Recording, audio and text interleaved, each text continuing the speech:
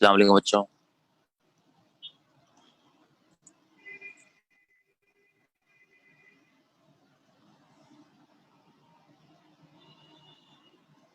चलो भाई स्टार्ट करें।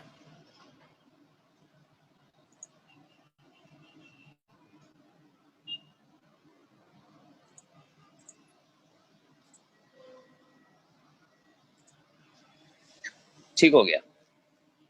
हाँ बेटे। सर स्टार्ट करने से पहले एक छोटी सी रिक्वेस्ट है, बोले।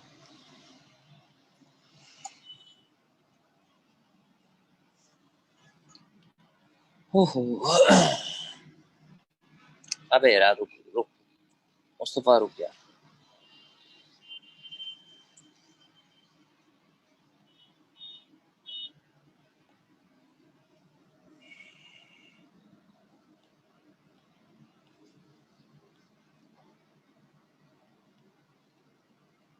मैंने भेज दिया, अभी आ जाएगा। ठीक है। अच्छा भाई चलो start। मेरे ख्याल से बस आज वाली क्लास में, या आज अगर तुम लोगों ने जरा सही तरीके से ढंग से स्टार्ट कर लिया, बिल्कुल सब साथ साथ पढ़ते रहे और ज्यादा आपने कंफ्यूजन नहीं दिखाई, तो आज हम लोग जो है चैप्टर नंबर 2 खत्म कर लेंगे और इंशाल्लाह इसी हफ्ते में फिर एक नया चैप्टर स्टार्ट करेंगे। तो हम लोगों ने last time value of P निकाली थी और क्रॉस प्रोडक्ट भी माशाल्लाह से हम लोगों ने पढ़ लिया था। क्रॉस प्रोडक्ट के बारे में याद है, मैंने वो सिखाया था, A cross B, B cross, ये सब मैं सिखा चुका हूँ और इसका फॉर्मूला ही मैंने बता दिया था और मैंने कहा था कि ये परपेंडिकुलर मल्टीप्लिकेशन होती है। और अब हम इसकी कुछ प्रॉपर्टीज हैं वो पढ़ने जा रहे हैं। ठीक है। अच्छा जी, अब कुछ प्रॉपर्टीज हैं वो पढ़ लेते हैं। प्रॉपर्टीज बेटा ये वही वाली हैं, आई आई और जे वाली। अच्छा भाई, कल इंशाल्लाह आप लोग का असाइनमेंट आ रहा है बेटे। कल जिसका असाइनमेंट आएगा भाई वही क्लास में घुसेगा। तो आज जरा मैं ये जरूरी काम करा रहा हूँ, कल उससे भी जरूरी काम कराऊंगा, न्यूमेरिकल्स। तो बस क्लास से पहले पहले जो है असाइनमेंट मेरे पास जो है ग्रुप पे आ जाए। ग्रुप पे तो नहीं भेजिएगा, मुझे भेजेंगे, पीडीएफ बना के भेजना है फिजिक्स का असाइनमेंट। ठीक है। और बहुत सीरियस सी बात है, बेला वजह अपनी क्लास जाया मत करवाइएगा। जब तक असाइनमेंट नहीं आएगा कल वाली क्लास शुरू नहीं होंगी आप लोगों से। ठीक है। चलो भाई, प्रॉपर्टीज क्या है। प्रॉपर्टीज ये है, तुम लोगों को मैंने आई जे के की प्रॉपर्टीज जो है याद करवाई थी। ठीक है। तो ये एक्स एक्सिस को हम आई कहते हैं, वाई एक्सिस को हम लोग जे कहते हैं और जेड एक्सिस को हम के कहते हैं, वो भी जानते हैं। अच्छा बेटे,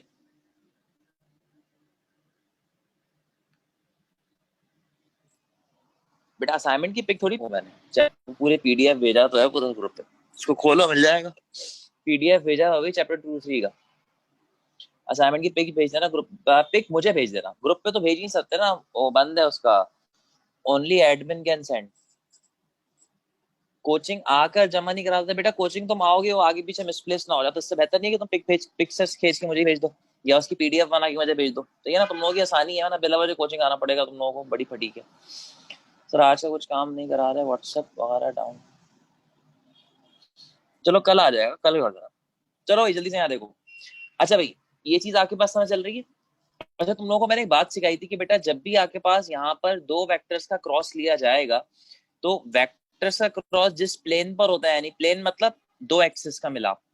तो देखो यहाँ पर दो एक्सिस मिल रही है ना, एक्स और जेड, तो जो आंसर आता था वो कौन सी एक्सिस पे आता था, जेड पे। याद है मैं लानत की एग्जांपल दी थी, ये देखो ये रही, ये लानत जा रही है, लानत की डायरेक्शन हमेशा परपेंडिकुलर टू द सरफेस होती है, मैंने बता के भी दिखाया था, बिल्कुल याद आया।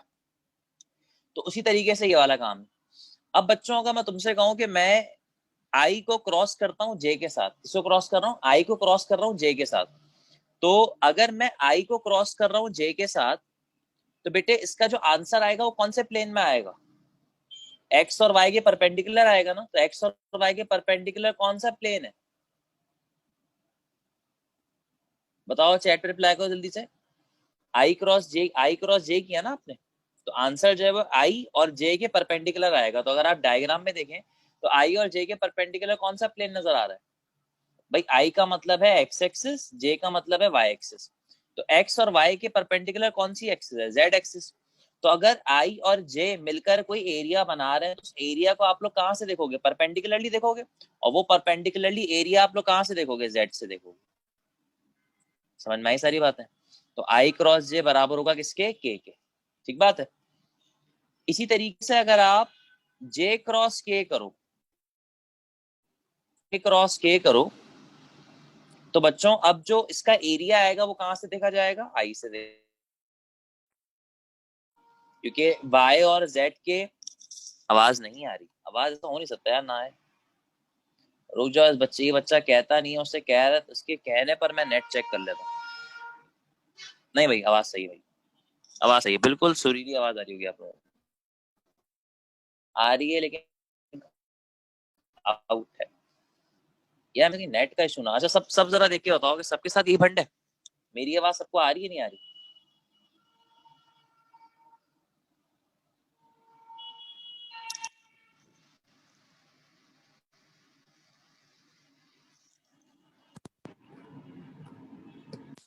अब आ रही है, अब आ रही है, अब सही है।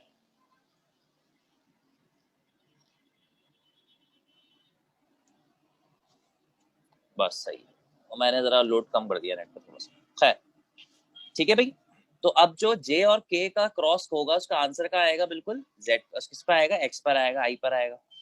इसी तरीके से अगर मैं फॉर एग्जाम्पल के और आई को मल्टीप्लाई कराऊं, तो अब मुझे खुद बता दो, अब इसका आंसर कहाँ पे आएगा? जल्दी से, के और आई को मल्टीप्लाई करो तो आंसर कहाँ पे आएगा? के और आई के परपेंडिकुलर आएगा, के और आई के परपेंडिकुलर कौन है? जे परपेंडिकुलर है। तो बेटा ये तरीका होता है इसको निकालने का, समझ में आया ना? ये पुरानी वाली बात है पिछले हफ्ते वाली, अगर तुम लोग रिवाइज करते हुए चल रहे हो, मैं तुम लोगों से कह रहा हूँ बच्चों रिवाइज करते हुए चलो, तो बहुत आसान रहेगी फिर आपको। अच्छा, अब सर क्या हमेशा जब भी कोई चीज हमें, कभी कोई एमसीक्यू इस तरह से पूछा जाए हमसे, तो क्या हम इसको बार बार बना बना के देखेंगे? हाँ तो बेटा नबिया वो छोड़ देना, वो मेरे ख्याल से वो टॉपिक्स है जो अभी हम लोगों ने कवर नहीं किए, रिड्यूस हो गए थे, तो वो छोड़ सकते हैं आप, ठीक है। अच्छा जी, तो अब इसको डायरेक्टली फटाफट निकालने का एक सिंपल सा तरीका है, ये तो मैंने सिर्फ आपको समझाने की नहीं, आपका कॉन्सेप्ट क्लियर करने की इस तरह से करके दिखाया है। आप इन सब के आंसर्स यूं निकालें, एक शॉर्ट ट्रिक है ये, आई लिखें, जे लिखें, के लिखें और ये 3 एरोज बना दें। अब देखें कितना आसान हो जाएगा। आई क्रॉस जे, आई क्रॉस जे किसके बराबर है? के। सही है। जे क्रॉस के, जे क्रॉस के किसके बराबर है? आई के। चलो भाई, के क्रॉस आई किसके बराबर है? जे के। हो गया, समझ में आ गई बात? हाँ मसले एक ही बात है। अब चलो, अब अगर मैं इसका उल्टा पूछूं, अगर मैं तुम लोगों से बोलूं बेटे जे क्रॉस आई किसके बराबर होगा, तो देखो जे क्रॉस आई बराबर होगा के। लेकिन देखो अब तुम लोग एरो के साथ नहीं चल रहे बल्कि एरो से उल्टा चल रहे हो, तो अब आंसर में के तो आएगा लेकिन के साथ क्या आएगा? माइनस आ जाएगा, अगेंस्ट द डायरेक्शन। ठीक हो गई? हाँ मुस्तफा। अब बेटा इसी तरीके से अगर मैं फॉर एग्जांपल, अब खुद बताना भी जल्दी जल्दी से, अगर मैं लिख दूं आई क्रॉस के, तो देखो आई क्रॉस ए किया तो आंसर तो जे आएगा, लेकिन जे नहीं आएगा, माइनस जे आएगा, क्योंकि आप एरो के अगेंस्ट चल रहे हैं ना, तो यहाँ पे क्या आएगा बच्चों? माइनस जे आएगा। इसी तरीके से अगर आपने के क्रॉस जे किया, तो आंसर आई आएगा या माइनस आई आएगा? तो आंसर आएगा माइनस आई। ठीक हो गया? तो देखो बस ये 6 तरीके की मल्टीप्लीकेशन होती है, मैंने आपको करके दिखा दी। ठीक बात है। अच्छा भाई, अब अगर आप लोगों को थोड़ी सी पुरानी सी बात याद दिलाऊं, ये परपेंडिकुलर मल्टीप्लिकेशन है, मैं तुम लोगों को पिछली बार यहाँ पे लिख के भी दिया था कि cross product is a perpendicular multiplication. तो आप देख सकते हैं ये सारे के सारे वेक्टर्स जो हैं आपस में परपेंडिकुलर है एक दूसरे के, और इनका जो आंसर आ रहा है ना, ये इनके एरिया की डायरेक्शन है जो इनके प्लेन के परपेंडिकुलर आ रहा है। ठीक हो गई सारी बातें? ठीक है। मुनी बस इसको इस तरह से रखो, बस एरो के साथ चलो तो क्लॉकवाइज, एरो के अगेंस्ट चलो तो एंटी क्लॉकवाइज, इससे ज्यादा पखराट नहीं है। ठीक है। अच्छा बच्चों, अब अगर मैं आपको डॉट प्रोडक्ट याद दिलाऊं, तो डॉट प्रोडक्ट में क्या होता था? डॉट प्रोडक्ट में आई डॉट आई करते थे, जे डॉट जे करते थे और के डॉट के करते थे, तो आपका आंसर आता था 1। लेकिन जब आप आई डॉट जे करते थे, जे डॉट के करते थे या के डॉट आई करते थे, तो आंसर 0 आता था। इसका मतलब वहां पर पैरेलल मल्टीप्लाई होते थे तो आंसर था, परपेंडिकुलर मल्टीप्लाई होने पे आंसर नहीं था। लेकिन यहाँ पर परपेंडिकुलर के मल्टीप्लाई होने पे आंसर है। तो अब जरा पैरेलल को चेक कर लेते हैं। पैरेलल का मतलब, अब मैं आई क्रॉस आई कराता हूँ, जे क्रॉस जे करवाता हूँ और के क्रॉस के करवाता हूँ, अब देखते हैं क्या होता है। अच्छा भाई, अब जरा सुनो, आई क्रॉस आई का मतलब दो ऐसे वेक्टर्स होंगे जो किस एक्सिस पर पैरेलल होंगे? जल्दी से बताओ, फटाफट आगे चलना है मुझे। हाँ बच्चों शाबाश, जल्दी जल्दी बताओ, आई क्रॉस आई का मतलब दो वेक्टर्स कौन सी एक्सिस से पैरेलल होंगे? सब रिप्लाई करें जरा, लड़के लड़कियां सब। एक्स पर, गुड। तो ये बिल्कुल इस तरीके से होंगे। जे वाले किस पर होंगे? वाई पर, इस तरह से। के वाले किस पर होंगे? जेड पर, इस तरह से। अब एक सिंपल सी बात है यार, तुम लोग इंजीनियरिंग वाले बच्चों, पैरेलल लाइन बच्चे कहा जाती है, कभी मिलती नहीं है, और मिलेंगी तो इन्फिनिटी पे मिलेंगी। इन्फिनिटी का मतलब अनडिफाइंड वैल्यू, तो इसका मतलब पैरेलल लाइंस इंसानी जिंदगी में कभी भी नहीं मिलती। तो बच्चों अगर दो लाइंस मिल ही नहीं सकती, आई एम अगेन रिपीटिंग, दो लाइंस मिल ही नहीं सकती, तो वो एरिया क्या बनाएंगी? तो पैरेलल लाइंस कभी भी एरिया फॉर्म नहीं करती, इसी वजह से इनका क्रॉस प्रोडक्ट भी क्या हो जाएगा? 0 हो जाएगा। सर ऐसा क्यों? क्योंकि क्रॉस प्रोडक्ट बच्चों में दो वेक्टर्स का एरिया निकाल के देता है। याद आई सारी बातें, क्या कहना चाह रहा हूँ? सब चीजें लिंकअप कर दी हैं मैंने, अगर पुरानी चीजें पढ़ी हो आप लोगों ने तो बेटा डॉट प्रोडक्ट में पैरेलल मल्टीप्लिकेशन काम करती थी, परपेंडिकुलर काम नहीं करती थी, लेकिन क्रॉस प्रोडक्ट में परपेंडिकुलर काम करती है और पैरेलल काम नहीं करती बच्चों में। समझ में आई सारी बातें? दिमाग शरीफ से बैठी हैं सारी बातें, क्लियर हो गया? कोई सवाल से यहाँ पे? ठीक है, चलो शाबाश, कॉपी करो। कोई क्वेश्चन जल्दी, चलो शाबाश।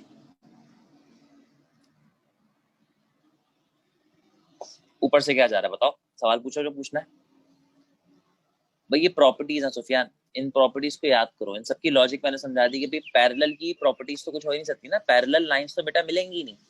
तो जब वो मिलेंगी नहीं तो उनका एरिया कैसे बनेगा, और जब एरिया नहीं बनेगा तो उनकी डायरेक्शन कैसे होगी? तभी आई क्रॉस आई, जे क्रॉस जे, के क्रॉस के, जीरो हो गया। लेकिन आपने जब इन दोनों को मल्टीप्लाई कराया तो इसकी तो मैंने एग्जांपल आपको दी थी ना, ये अपना ट्राइंगल बना के। ये देखें, अगर ये एरिया बन रहा है तो इस एरिया को कहाँ से देखोगे? यहाँ से देखोगे। तभी आई क्रॉस जे किसके बराबर आ रहा था? के। सही है। अगर ये प्लेन एरिया बना रहा है तो इस एरिया को कहाँ से देखोगे? यहाँ से देखोगे। तो जे क्रॉस के किसके बराबर था? आई के।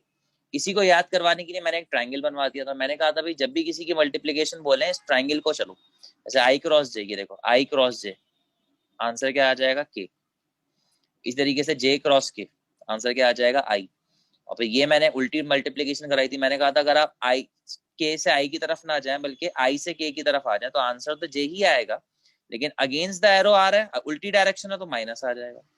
इस तरीके से अगर आप जे क्रॉस के लिखें तो आंसर आई आता है, लेकिन अगर आप के क्रॉस जे लिखेंगे, उल्टा चलेंगे, तो आंसर माइनस आई आ जाएगा। बस इतनी सी बात है, यही तो चला रहे हैं हम लोग। बाकी ये प्रॉपर्टीज पुरानी है, पुरानी क्लास से देख लो भाई, खुदा का वास्ता।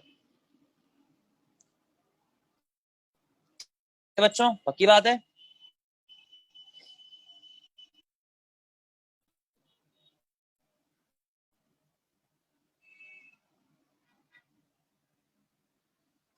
चलो बेटा आगे चलते हैं। कॉपी हो गया भाई, चलो आ जाओ। अब तुम लोगों से मैंने कहा था कि बेटा ए क्रॉस बी जो है, असल में ए और बी से बनने वाले वेक्टर्स का एरिया है, का एरिया का वेक्टर है। मैं तुम लोगों को एक न्यूमेरिकल कराने जा रहा हूँ जिसमें हम वेक्टर का एरिया निकालने जाएंगे। ठीक है भाई, क्लियर बात है? लेकिन इस न्यूमेरिकल को कराने से पहले हमारे पास एक प्रॉपर्टी है, एक क्वेश्चन है थ्योरेटिकल का, वो हम प्रूफ कर लेते हैं। वो क्वेश्चन ये है, proof that cross product do not obey prove that cross product do not obey commutative property। Dot तो ऑबे करता है, क्रॉस ऑबे करता है या नहीं करता, ये बताना है। परपेंडिकुलर वाले करना चाहो तो कर लो, वरना छोड़ दो सफियान, अगले किसी असाइनमेंट में लिंकअप कर दूंगा, गुस्सा नहीं है। अच्छा भाई, अब हमें ये चीज प्रूफ करनी है, ए क्रॉस बी बराबर नहीं होता बी क्रॉस ए।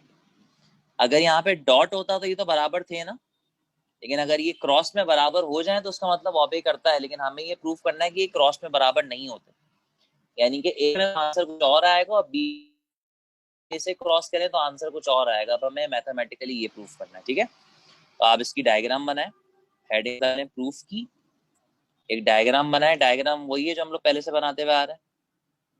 यह आ गया वेक्टर ए, यह आ गया आपका वेक्टर बी।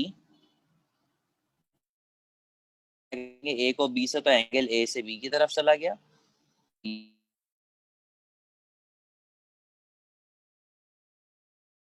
किसके बराबर हो जाएगा? ए क्रॉस बी। अच्छा, अब ना मैं अपनी आसानी के लिए ए क्रॉस बी की जगह पे ये लिख रहा हूँ, सी। ए क्रॉस बी पूरा लिखने से बेहतर है उसको सी के बराबर कर दो, ठीक हो गया? अच्छा भाई, वेक्टर के साथ हमेशा उसकी डायरेक्शन आती है, और डायरेक्शन के लिए एक छोटा सा यूनिट वेक्टर बनाया जाता है, और इसको मैंने सी के बराबर कह दिया तो उसके यूनिट वेक्टर को भी मैं छोटा सी कह देता हूँ। हाँ भाई, को बी से मल्टीप्लाई,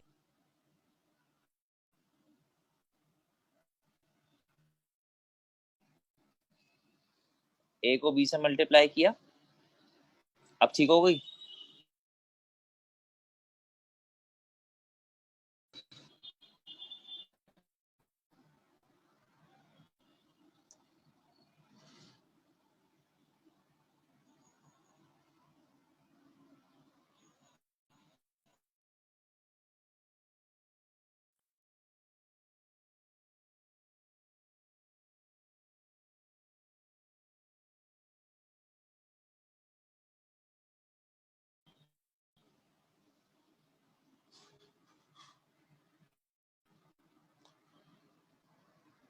हाँ भाई समझ में आ गया, आपसे आवाज सही आ रही है, ठीक हो गया।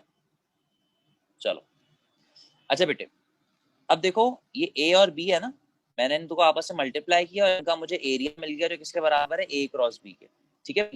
और ये ए क्रॉस बी को असल में मैंने एक और वेक्टर के बराबर कर दिया, इसका नाम है बेटा क्या, वेक्टर सी।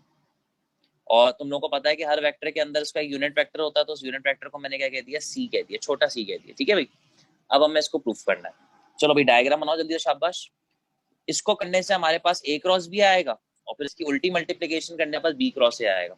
अच्छा आप मुझसे बोल सकते हैं कि सर इस डायरेक्शन ऊपर क्यों आ रही, तो याद है तुम लोगों को मैंने क्रॉस प्रोडक्ट में और राइट हैंड रूल सिखाया था, A cross B answer upwards, B cross A answer downwards. तो देखो ए और बी है ना, तो ए से बी की तरफ जाओ तो आंसर कहाँ आएगा, ऊपर की तरफ। अब बी से ए की तरफ आएंगे तो आंसर कहाँ आएगा, नीचे की तरफ। ये बता चुका हूँ तुम लोगों को, ठीक हो गया। चलो भाई लिखवाऊं, हाँ बच्चों लिखवाऊं, लिखो consider two vectors A and B. A और बी के ऊपर एरो आएगा भाई, consider two vectors A and B,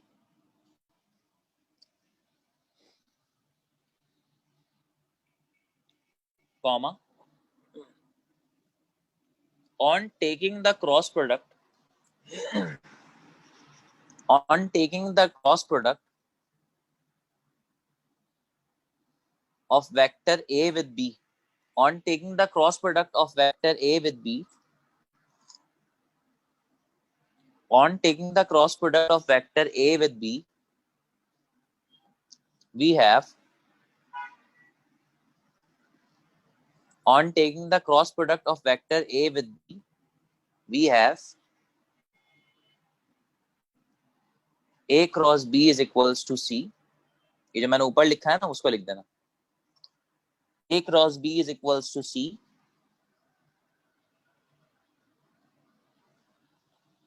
a cross b is equals to c,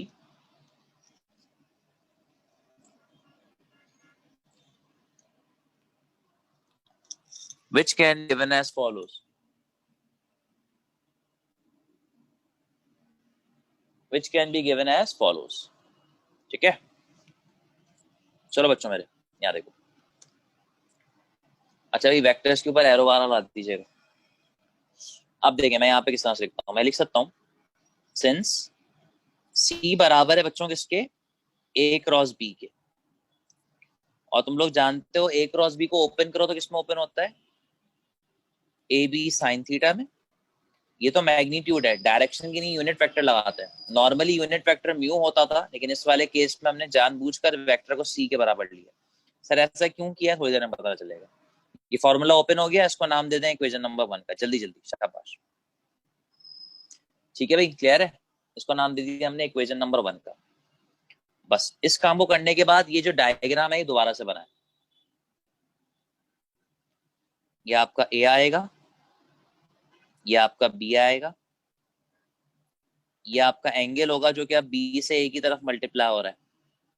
तो अगर किसी का दिल चाहे बी से ए की तरफ मल्टीप्लाई करते वक्त मेरा आंसर कहाँ पे आएगा, ऊपर की तरफ आएगा नीचे की तरफ आएगा, तो मेरे ख्याल से आप सब इस बात पे मुत्तफिक हैं कि आपका आंसर नीचे की तरफ आएगा, जो कि बराबर होगा बी क्रॉस ए के। याद है, अब मेरा हाथ उल्टा तो घूम नहीं सकता, मैं अपने हाथ को उल्टा करके इस तरह घुमाता था, थंब नीचे की तरफ आता था। याद है ना, पुरानी वीडियो देख सकते हो तुम लोग, क्लास में पोस्ट हुई भी है। अच्छा इस बी क्रॉस ए को मैं डी के बराबर कह देता हूँ, इसका यूनिट वेक्टर भी नीचे की तरफ होगा, उसको मैं स्मॉल डी के बराबर कह देता हूँ। ठीक हो गया। तो बच्चों ये हमने पहली इक्वेशन बना दी, अब हम दूसरी इक्वेशन बनाने जा रहे हैं। तो अब देखिए मैं साथ साथ यहीं पे लिख देता हूँ, now on taking the cross product of B with A, we have B cross A equals to D, which can be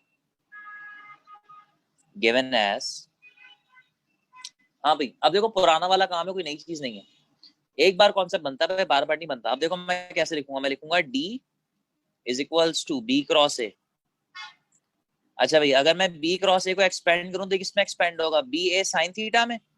और साथ में क्या आएगी? छोटी सी डायरेक्शन, और वो डायरेक्शन क्या होगी? वो डायरेक्शन होगी ये। ठीक लिखा है, इसको नाम देते हैं इक्वेशन नंबर 2 का। हाँ भाई, कोई परेशानी तो नहीं है यहाँ तक? देख लो, मुझे बता दो यहाँ तक कोई परेशानी तो नहीं है। अगर फिर आखिर में किसी ने बोला ना सर ये फंड आ रहा है, फिर मैं तबियत से बताऊंगा फिर उसको। यहाँ देख लो भाई, सुकून से देख लो उसको। कोई सवाल बच्चों?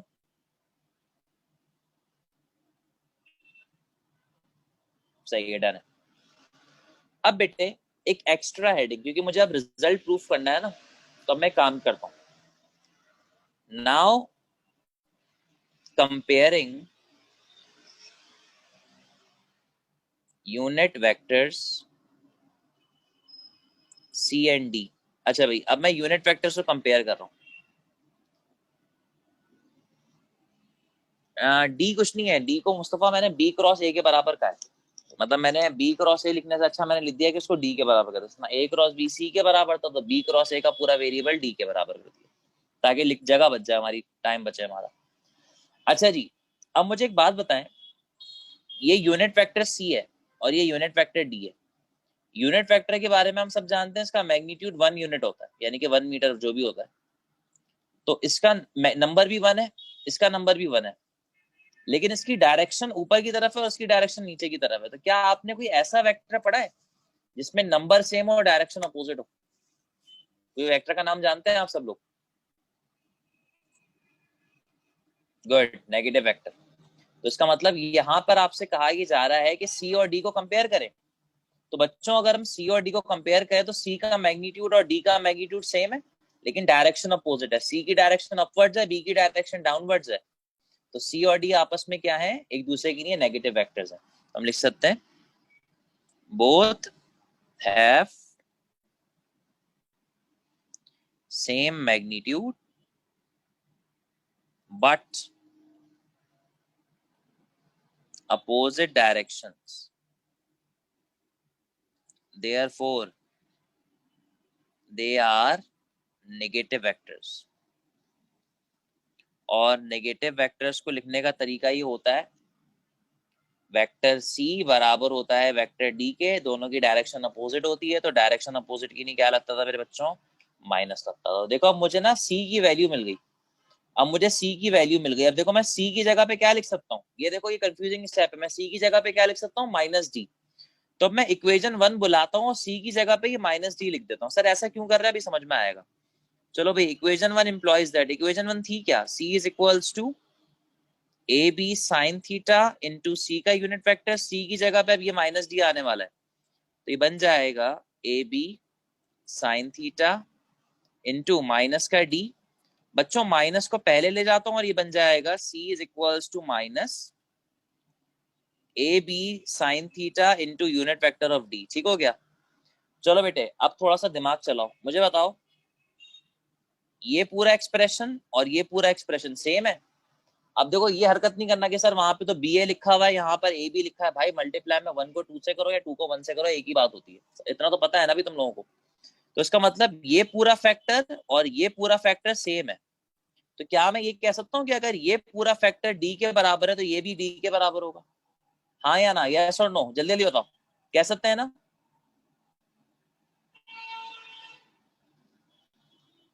चलो शुक्र है। Therefore C is equals to minus, ये किसके बराबर है? D के। तो मैं यहाँ पर क्या लिख देता हूँ? D। ठीक हो गया सर? एक मिनट अलीसा, एक सेकंड ऊपर, ये लो कर लो, देख लो। हाँ, तो माइनस का तो मसला नहीं है ना बेटे, माइनस तो हमने बचा लिया ना, माइनस को साइड में रख दिया, बाकी चीजों को हमने कॉमन निकाल के डी के बराबर कर दिया। ठीक है, चलो बेटे, अब सी किसके बराबर था? सी को मैंने बराबर कहा था ए क्रॉस बी के, और डी को मैंने बराबर कहा था बी क्रॉस ए के। तो बच्चों ये क्या बन गया? ये बन गया A cross B is equals to minus B cross A. Therefore A cross B is not equals to B cross A, क्योंकि यहाँ पे माइनस आ रहा है, माइनस की वजह से आंसर खराब हो रहा है। तो ये वो बात हो गई प्रूफ कि dot product cross product commutative property को ओबे नहीं करता। Proofed cross product do not obey cross product, do not obey commutative property. ठीक हो गया बच्चों? हाँ भाई, क्लियर है? तो ये थी एक छोटी सी डेरिवेशन जो आपके पास 4 मार्क्स की भी आती है, 6 मार्क्स की भी आती है। तो उसकी मैंने तैयारी आपको अच्छी से करवा दी। कॉपी कर लें फटाफट, और जब हो जाए तो मुझे बता दें, डन। फिर हम इसको आगे लेके चलते हैं, ठीक है?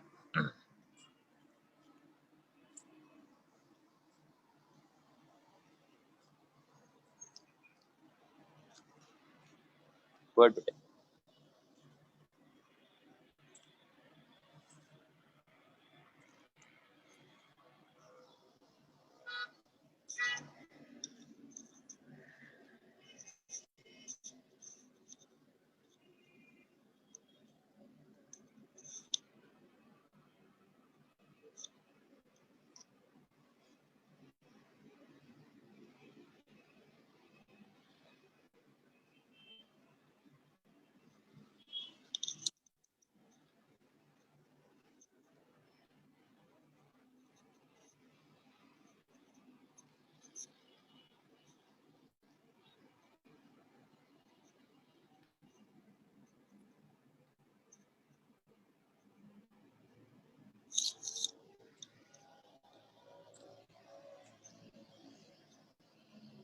हाँ भाई, हो गया।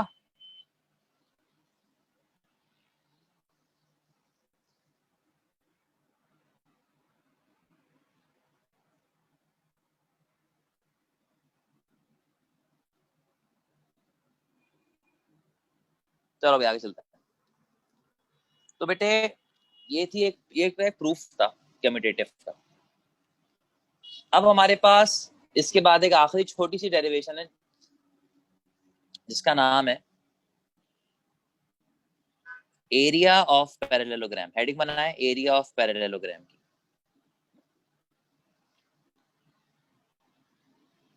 अच्छा जी, जब भी दो वेक्टर्स को मिलाया जाए,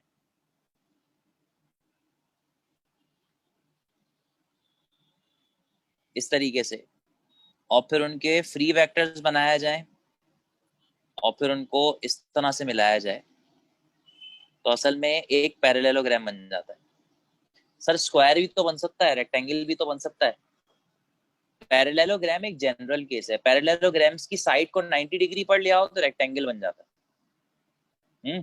तो rectangle is a 90 degree parallelogram, और इसकी चारों साइड्स को बराबर कर दो तो स्क्वायर बन जाता है। तो स्क्वायर और पैरेललोग्राम असल में क्वाड्रिलेटरल्स जो हैं, लेकिन इन सबका जो जनरल केस है, यानी कि इन सबका जो अब्बू है, जहां से चीजें बनी है, वो क्या है? पैरेललोग्राम। तो हम जनरल केस से बात स्टार्ट करते हैं, ठीक है?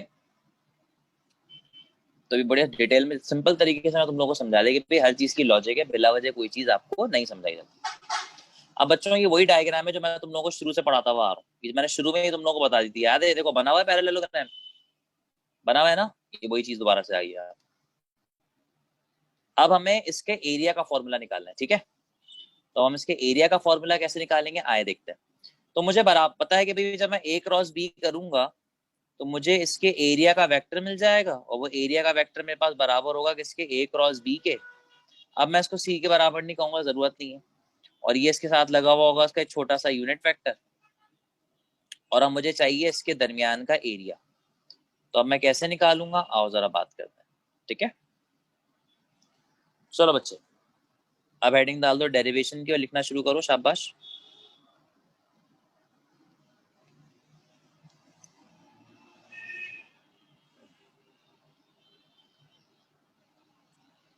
Consider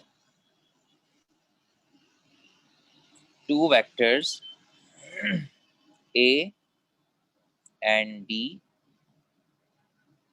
which represents the sides of a parallelogram, full stop. The area of parallelogram, ये तो शॉर्ट फॉर्म होती है लिखने की। The area of parallelogram can be given as follows। ठीक हो गया? हाँ भाई, अब देखो हम ये जानते हैं सिंस एरिया ऑफ पैरेललोग्राम, बेटा किसी भी चीज का एरिया निकालना तो उसका फॉर्मूला होता है लेंथ इनटू हाइट। यही होता है ना बच्चों मेरे, क्या फॉर्मूला होता है? लेंथ इनटू हाइट, यही होता है। हाँ पेपर में लिख सकते हैं, ये यूनिवर्सली एक्सेप्टेबल सिंबल है। अच्छा भाई मैं कह सकता हूँ कि ये मेरी लेंथ है, इस पैरेललोग्राम की लेंथ ये है, और ये लेंथ किसके बराबर है बच्चे? ए के। लेकिन क्या मैं इस चीज को हाइट कह सकता हूँ? नहीं, इसको मैं हाइट नहीं कह सकता क्योंकि ये वर्टिकल नहीं है, बिल्कुल ये टेढ़ी है। स्लोप तो कह सकते हैं, इसको हाइट नहीं कह सकते। सर हाइट की नहीं क्या करें? हाइट के लिए बच्चों मजबूरन मुझे यहाँ पर एक लाइन बनानी पड़ेगी, और ये जो लाइन मैंने यहाँ पर परपेंडिकुलर गिराया असल में ये मेरी हाइट है। लेकिन अब भंड ये आया है, मुझे इस हाइट की वैल्यू नहीं पता, अब मुझे इस हाइट की वैल्यू निकालनी पड़ेगी। अब इस हाइट की वैल्यू निकालनी है, देखो अब मैं ये ट्राइंगल कंसिडर कर रहा हूँ, ठीक हो गया।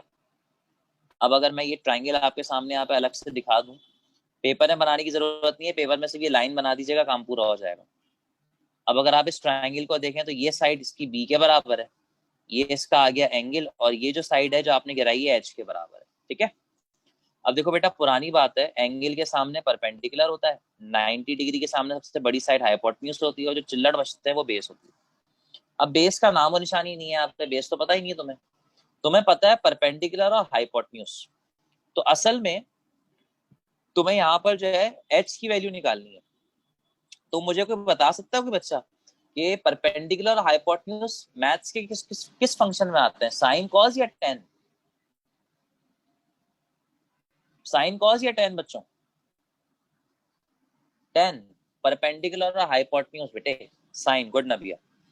सो सिंस मुझे एच निकालना है, तो sine theta is equals to perpendicular upon hypotenuse. Perpendicular की जगह पे देखो एच आ गया, हाइपोटेन्यूज की जगह पे बी आ गया। अच्छा वेक्टर हटा दिए मैंने, खाली सिर्फ वो रखे। अच्छा बेटे एच की वैल्यू निकालनी है तो बी को उधर फेंको, तो एच किसके बराबर आ जाएगा बच्चों मेरे? बी साइन थीटा के। तो मैं इस एच की जगह पे बी साइन थीटा अगर लिख दूं तो ये क्या बन जाएगा? तो ये बन जाएगा area of parallelogram is equals to A into H, A की जगह पे ए, एच की जगह पे बी साइन थीटा। हाँ भाई अब एक बहुत मुश्किल सवाल पूछने जा रहा हूँ, लेकिन इस मुश्किल सवाल का जवाब आपको पता होना चाहिए। हाँ भाई, A B sine theta A cross B के बराबर है या ए क्रॉस बी के मैग्नीट्यूड के बराबर है? चलो अभी बताओ। ए बी साइन थीटा इन दोनों के क्रॉस प्रोडक्ट के बराबर है, उसके मैग्नीट्यूड के बराबर है? वेक्टर या मैग्नीट्यूड? वेक्टर या मैग्नीट्यूड? चलो भाई बहुत इंपॉर्टेंट सवाल है, अभी पता लग जाएगा कौन कितना पढ़ रहा है मुझे। जितने जवाब आए सारे गलत है। हाँ ये सही जवाब आया शुरू। गुड लाइबा साकिब, गुड बेटे। बच्चों इसके साथ कोई यूनिट वेक्टर लगा हुआ है? नहीं लगा हुआ, तो ये मैग्नीट्यूड है बेटे। तो उसको मैं लिख सकता हूँ ए क्रॉस बी का मैग्नीट्यूड। अगर ये होता तो ये वेक्टर था, लेकिन ये नहीं है तो ये मैग्नीट्यूड है। तुम लोगों ने एरिया हमेशा नंबर्स में लिखा हुआ देखा होगा, फिजिक्स में हमने डायरेक्शन जोड़ दी उसके साथ, लेकिन एरिया हमेशा नंबर में लिखा हुआ आता है, और नंबर का मतलब मैग्नीट्यूड होता है। तो अब मेरी बात याद करो, मैं स्टार्टिंग में तुम लोगों से बताया था कि जब दो वेक्टर्स का क्रॉस प्रोडक्ट लेते हैं तो वो असल में तुम्हें क्या देता है? एरिया। प्रूफ कर दिया आपको लोगों को आज मैंने। तो भाई जो बोला था अल्लाह का शुक्र है वो आज प्रूफ भी हो गया, और ये एक और 4 नंबर की डेरिवेशन आपके सामने सॉल्व कर दी मैंने, ठीक हो गया। चलिए अभी कॉपी कर लें, उम्मीद है कोई सवाल तो होगा नहीं आप लोगों के लिए, फिर भी कोई हो तो पूछ लीजिएगा। हाँ शॉर्ट की नहीं है बेटे, बाकी मेरा काम खत्म। कल कराऊंगा एक न्यूमेरिकल, और बस कल इंशाल्लाह ये चैप्टर वाइंड अप हो जाएगा। संडे को नया स्टार्ट करेंगे। सर आप सर जो आपने सेक्शन सी के नहीं दिया है वो प्रूफ करना है। हाँ वो तो ऐसे ही दे दिया ना यार, कुछ नहीं मिल रहा था तो कुछ ना कुछ तो देना था ना उसको।